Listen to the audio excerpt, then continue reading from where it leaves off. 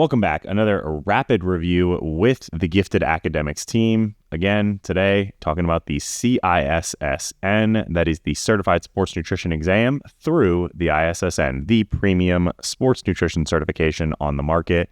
If you are finding this video because you're currently reviewing for the CISSN exam and you want to learn more about the Gifted Academics resources, you can find those in the links below, show notes, description, link in bio, all that good stuff. You can learn about our team, our resources, what's included, both self-led and instructor-led prep options, depending on which you prefer.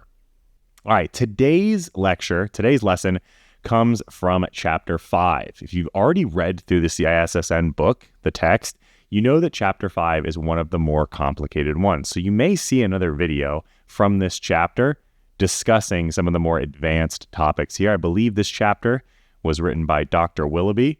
Dr. Willoughby, you've written one of the hardest chapters to understand, but important chapters to understand that I've ever seen in a certification textbook.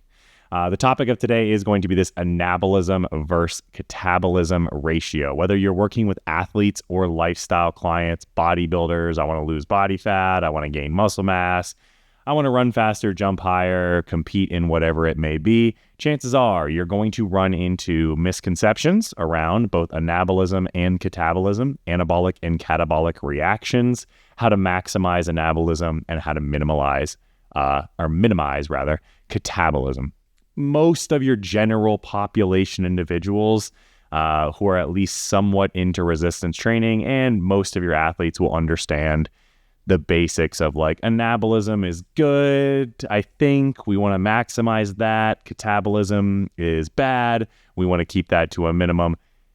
The definitions and the understanding that'll be required on the ISSN exam is obviously a little bit more complex than that. So you get to understand this so that you can then disseminate that information down to your clients.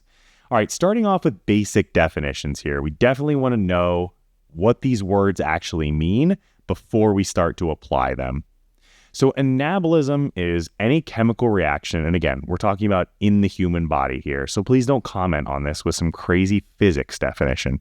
Yes, you know physics better than I do, but we're talking about nutrition here.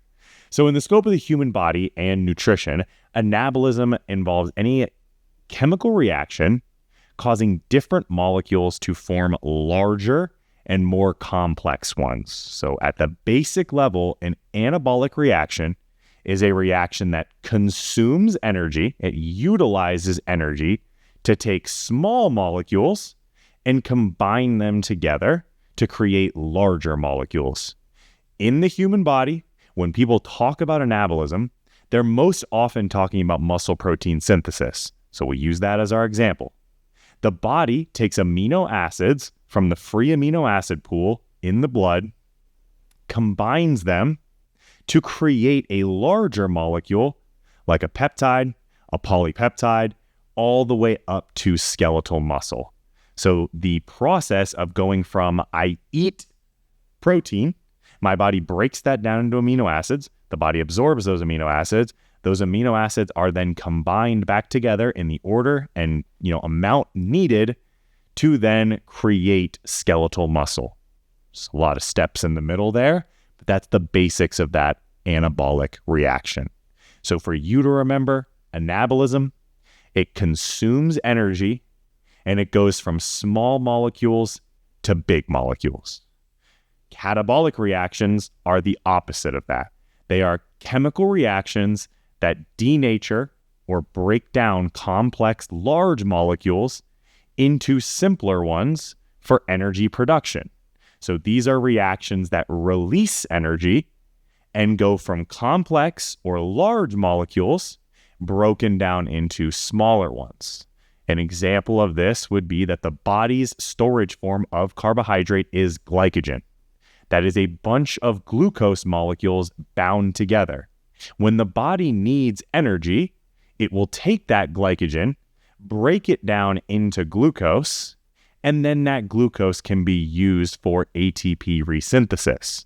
The breaking down of that glycogen, the glucose that's left over, and then further breaking down that glucose via glycolysis, Those are catabolic reactions all along the way. We're going from a very large molecule, glycogen, to a smaller molecule, glucose. Glucose is then glycolized, or it goes through the process of glycolysis where it becomes smaller and smaller, releasing energy along the way. The body can then use that energy. So that is the basics of the definitions there. I've said this a million times. I'll say it a million more times. These basic definitions are going to be multiple choice questions. The breakdown of glycogen into glucose is which of the following reactions? Anabolic, catabolic, blah, blah, blah. That is an easy one. Get that right. You may also hear this, not so much in the ISSN's verbiage, but in studying for like the CSCS or maybe the CPT or the EPC, TSAC, all exams that we will have for you. We've got the CSCS right now. You may also hear these called exergonic or endergonic reactions. Exergonic meaning that it releases energy, endergonic meaning that consumes energy. So just take a second right now. With that basic definition there, in your head, which one is which? Exergonic would be anabolic or catabolic. Endergonic would be anabolic or catabolic. I'm not even going to tell you the right answer. Just comment below. And then if you get it right in the comments, we'll give you 10% off a self-led prep. How about that? All right, so we went over examples. We went over definitions. We went over the basic energy need. This slide right here and the graphic that is provided does a really good job of kind of showing energy flow through anabolism and catabolism over the course of the day. The end result of all of the anabolic and catabolic reactions in the body, all of the energy consuming and energy releasing reactions in the body is what we call metabolism. What drives body weight up and down. If there are more reactions in the body that consume energy, that would represent an energy deficit over the course of the day, consume or utilize energy, an energy deficit over the course of the day, and in theory, body weight would go down. The inverse, body weight would then go up. So you have this really good flow chart here. If we start on the right side, we can essentially see food going in. There's some waste product going out. That food is catabolized. We get energy, we get building blocks from that. And then we go through anabolism, turning that into biopolymers, which can then be catabolized again. There's some storage there. I also like that they included light energy on there. Why even include that? Why include light energy? This isn't a sports nutrition exam for plants, but hey, if you're a photosynthetic organism, you didn't get left out on this chart right here. So let's talk dietary implications here, this last bullet point. For your athletes, we really want to emphasize a diet that favors anabolism over catabolism. So that is what we want to look at for our athletes. Athletes largely want to support their lean body mass, get stronger, get faster, get larger for the most part. There are some cases for athletes for a diet that favors catabolism, but it's a diet that favors catabolism of, non-lean body mass, fat mass, essentially, losing fat. We want to protect that fat-free mass.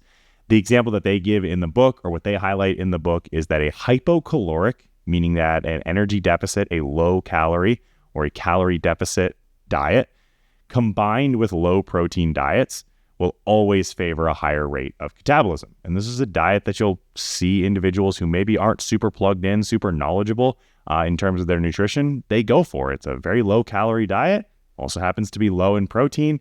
Yes, they lose a lot of fat mass, but they also lose a lot of fat-free mass along the way. So what's the best way in a hypocaloric, a caloric deficit, to favor anabolism over catabolism? Well, it would be a high protein diet combined with what's mentioned above, resistance training.